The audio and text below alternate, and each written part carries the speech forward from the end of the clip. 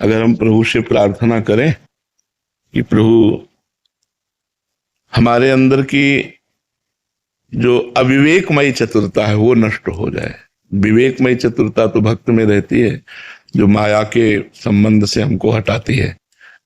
अविवेकमयी चतुरता जो हमें माया में बांधती है और हम अपने को ज्ञानी समझते हैं, माया में बांधती। जैसे कौन ऐसा नहीं कि जिसको पता नहीं कि ये पाप कर्म है फिर भी करता है। तो जब आपको पता है तो आपने क्यों किया?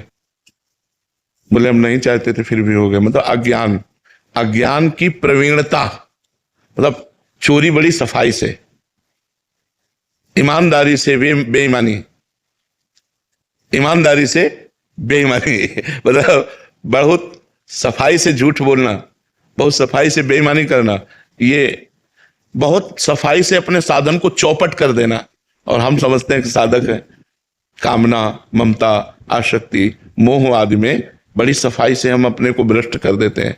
तो ये जो अविवेक रूपी चतुरता है ये नष्ट हो जाए। हे भगवान मुझे सहज स्वभाव दीजिए, हे भगवान मेरे अंदर वो विवेक प्रदान कीजिए जिससे मेरा अहंकार नष्ट हो जाए। अहंकार में ही बड़प्पन है। अहंकार नष्ट हो जाता है ना तो फिर सब बात बन जाती है। सबका दोष ये अहंकार है, क्योंकि अहंकार से ही कामना, अहंकार से ही ममता, अहंकार से ही वासना, मोह, ये सब प्रकट होता है। तो हमारा जो अहंकार है यही बच्चा नहीं बनने देता। तो ये कब नष्ट होता है? जब हमारी सामर्थ्य नहीं है और मुझे वहां पहुंचना है, ये दृढ़ निश्चय हो जाए, तब भरोसा उत्पन्न होता है कि अब मुझे कौन पहुंचा सकता है।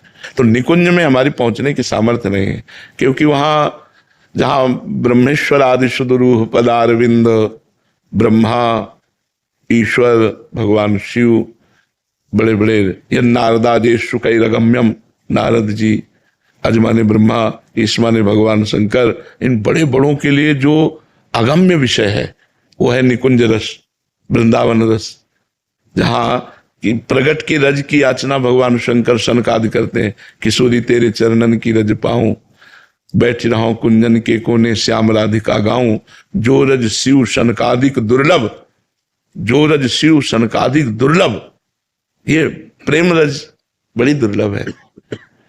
तो दुर्लभता जब हमारे दिमाग में आ जाएगी और अपनी कमजोरी नजर आएगी, तब हम बच्चा बन जाएंगे।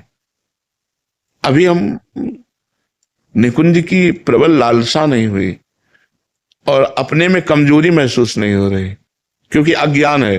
अज्ञान हट जाए तो कमजोरी कमजोरी अपने को दिखाई देने लगेगी। जैसे अपने है ना, बिल्कुल ऐसे हैं